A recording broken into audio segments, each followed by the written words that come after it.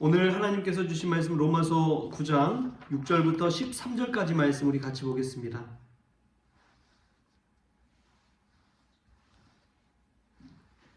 로마서 9장 6절부터 13절까지 말씀 우리 같이 한 목소리로 읽겠습니다.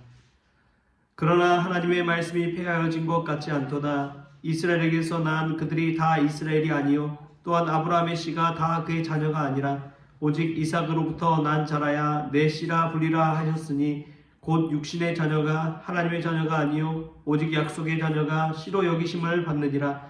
약속의 말씀은 이것이니 명년 이때에 내가 이르리니 사라에게 아들이 있으리라 하심이라. 그뿐 아니라 또한 리브가가 우리 조상 이삭 한 사람으로 말미암아 임신하였는데 그 자식들이 아직 나지도 아니하고 무슨 선이나 악을 행하지도 아니한 때에 택하심을 따라되는 하나님의 뜻이 행위로 말미암지 않고 오직 부르시는 이로 말미암아 서게 하려 하사 리브가에게 이르시되 큰 자가 어린 자를 섬기리라 하셨나니 기록된 바 내가 야곱은 사랑하고 에서는 미워하였다 하심과 같으니라. 아멘.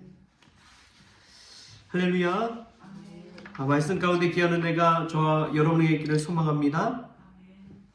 성경을 보면은 참 선택받고 축복받고 은혜받는 것도 있지만 버림받고 심판받고 저주받는 이야기도 있다는 것을 볼 수가 있습니다. 지난 주일에도 말씀드렸지만 여호수아서 말씀에도 이 6장에는 기생 라합을 선택하는 이야기가 나오지만 7장에서는 아간을 버리시는 저주하는 심판하는 이야기가 나옵니다. 이 배경을 보면 참 놀랍죠. 기생 라합은 이방인입니다. 그럼에도 불구하고 하나님께서 택하셨고 아간은 유대인입니다. 이스라엘 사람임에도 불구하고 그는 버림받고 심판받아 버렸습니다. 결정적인 차이는 물론 하나님을 믿는 믿음 안에 있겠지만 하나님을 경외하는 그 마음에 있겠지만 결국에는 하나님의 뜻인 것이지요. 오늘 말씀에서도 보면은 우리가 그 사실을 알 수가 있습니다. 하나님의 자녀라고 해서 다 하나님의 자녀가 아니라는 사실을 알게 해주시는 것이죠. 우리 육신의 자녀도 마찬가지죠. 정말 애지중지하면서 못 먹을 거 다 먹을 수 있도록 챙겨주고 분에 넘치는 사랑과 애정을 다 쏟아부었음에도 불구하고 나중에는 불효하는 자식들이 있잖아요. 부모님 마음 속상하게 하는 자식들이 있잖아요. 반면에 뭐 그렇게 사랑도 주지 못한 것 같은데 그 자식 커서 은혜를 갚는 그러한 일들이 있잖아요. 얼마나 우리의 생각과 우리의 뜻대로 한다고 해서 되는 것이 아니라는 것을 보게 됩니다. 자식들도 그런데 하나님의 자녀라고 하는 성도들을 보면 하나님의 또 양자고 영적인 자녀고 그렇지만 얼마나 다 같은 성도라고 해서 다 같은 성도가 아니라는 것을 깨달을 때가 많은지 모릅니다. 하나님의 뜻에 맞는 사람만 택함 받는 것이고요. 아무리 사람 보기에 그럴듯해 보여도 하나님 뜻에 맞지 않으면 버림받은 자녀가 될 수 있다는 사실. 여러분 그 사실을 기억할 수 있길 바랍니다. 오늘 말씀에서 보면 하나님의 자녀된 사람들, 택함받은 자들이 구원받는다는 사실을 깨닫게 합니다. 오늘 말씀에 여러 예가 나오죠. 아브라함의 아들들이 누구죠? 첫 번째 낳은 아들이 첩의 하갈의 아들로 난 이스마엘입니다. 그런데 본처 사라에게서 난 아들은 이삭이지요. 하나는 육신의 자녀이고 하나는 약속의 자녀입니다. 또 이삭에게서도 아들이 났는데 쌍둥이가 났죠. 리브가를 통해서 쌍둥이를 얻었는데 형은 에서요, 아들은 야곱입니다. 근데 둘 중에 야곱만 사랑받고 에서는 미워하심을 받았다. 성경에 그렇게 나오지요. 야곱을 통해서 또 12명의 아들이 나오고 이스라엘이라는 민족을 12지파를 이룰 수가 있었다는 것입니다. 하나는 선택받고 하나는 버림받은 그런 하나님의 뜻, 아버지의 뜻이 거기에는 다 담겨 있는 것이죠. 우리가 이 말씀 가운데 나 스스로가 아무리 택함받았다 주장하고 이야기해도 하나님께서 택하지 않으면 아무 소용이 없다는 것을 깨달을 수 있길 바랍니다. 하나님 믿는 자녀로서 우리는 사실 두 가지 마음을 가질 수밖에 없어요. 하나는 내가 하나님 믿는 자녀로서 자부심을 갖고 사는 것이고요. 또 하나는 내가 하나님 믿는 자녀다라고 때로는 자만심을 가질 때도 있습니다.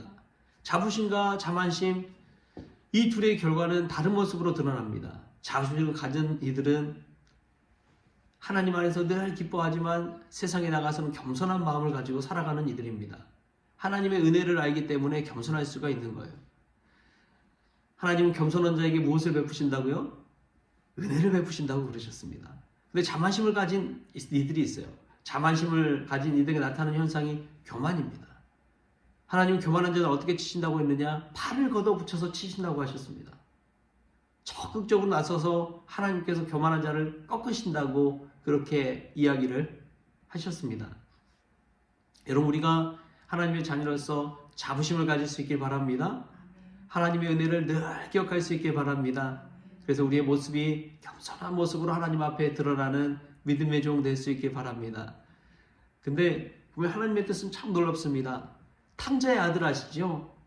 두 아들이 있는데 큰 아들은, 첫째 아들은 얼마나 하나님의 이 아버지의 뜻대로 열심히 순종하며 일했는지 몰라요. 그래서 아버지에게 얼마나 칭찬받고 사랑받는지 모릅니다. 그런데 둘째 아들은 그렇지 못했던 것 같아요.